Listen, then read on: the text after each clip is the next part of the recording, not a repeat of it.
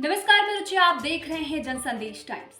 चंद्रमा के दक्षिणी ध्रुव पर चंद्रयान 3 की सफल लैंडिंग हुई है। मिशन मून की कामयाबी के बाद पूरे देश में जश्न का माहौल है। भारत के करिश्मे की दुनिया भर में धूम है। नासा समेत दुनिया भर से इसरो को बधाई दी जा रही है। अब आगे की प्रक्रिया पर सबकी निगाहें लगी हैं। लैंडर विक्रम से निकलकर चांद की जमीन पर प्रज्ञान ने भी चहलकदमी शुरू कर दी है। हम चांद पर पहुंच गए हैं। बुधवार यानी 23 अगस्त को शाम 6:04 पर भारत ने इतिहास रच दिया है।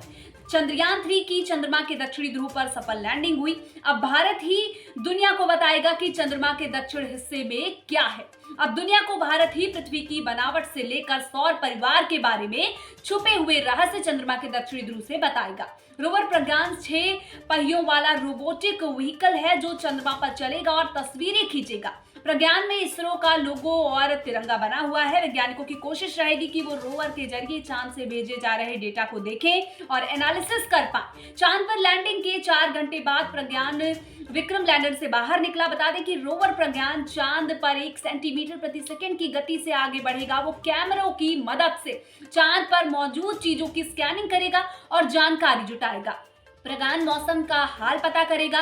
रोवर में इस तरह के पेलोड लगाए गए हैं जो चांद की सतह के बारे में बेहतर ढंग से जानकारी दे सकेंगे। चंद्रयान 3 चांद पर एक लूनर मतलब 14 दिन तक काम करेगा। दरअसल धरती के 14 दिन के बराबर चांद का एक दिन होता है, यानी 14 दिन डे टाइम रहता है और 14 दिन रात रहती है। ऐसे में प्रज्ञान सिर्फ एक लूनर डे तक एक्टिव रहेगा। चांद के दक्षिणी ध्रुव पर लैंडिंग की वजह से उसे फिर से रिचार्ज किया जाने की उम्मीद कम जताई जा रही है। हालांकि वैज्ञानिकों का कहना है कि प्रज्ञान और विक्रम एक अतिरिक्त लूनर डे तक काम कर सकते हैं। वहां उन्हें सूरज से मदद मिलेगी जिसकी वजह से वो खुद को रिचार्ज कर सकते हैं। लैंडर और रोवर दोनों सोलर पावर से काम कर सकते हैं और करते हैं। इस दौरान रोवर प्रज्ञान वहां पानी की खोज, खनिज की जानकारी और भूकंप, गर्मी और मिट्टी की स्टडी करेगा।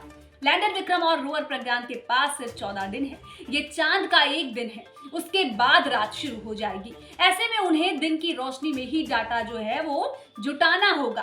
विक्रम लैंडर ने जहां लैंड किया तो वहां से नहीं हिलेगा, जबकि रोवर प्रज्ञान लैंडर विक्रम से अलग होकर आगे की तरफ बढ़ेगा और जहां जहां गुजरेगा वहां का डेटा जो है वो इकट्ठा करेगा। अब कुल मिलाकर देखा जाए तो पूरे विश्व को इस बात की जानकारी जो है वो भारत देगा कि चांद के साउथ पोल पर क्या चीजें हैं, किस तरह से चीजें हैं। इस बात की जानकारी भारत देगा क्योंकि भारत ने विश्व में इतिहास रच दिया है और सबसे पहले जो लैंडर है वो साउथ पोल में जो लैंडिंग करी है वो भारत का ही है और भारत ने ये करिश्मा कर दिखाया है और भारत ने इस तरह से इतिहास रच दिया है। पूरे विश्व की तरफ से भारत को बधाइयां मिल रही हैं और हर एक भारतीय के लिए ये बेहद गर्व की बात है। उन वैज्ञानिकों के लिए गर्व की बात है जिनकी टीम ने मिलकर ये जो कामयाबी जो है वो हासिल की है, जिससे हर एक भारतीय जो है वो गर्वित महसूस कर रहा है।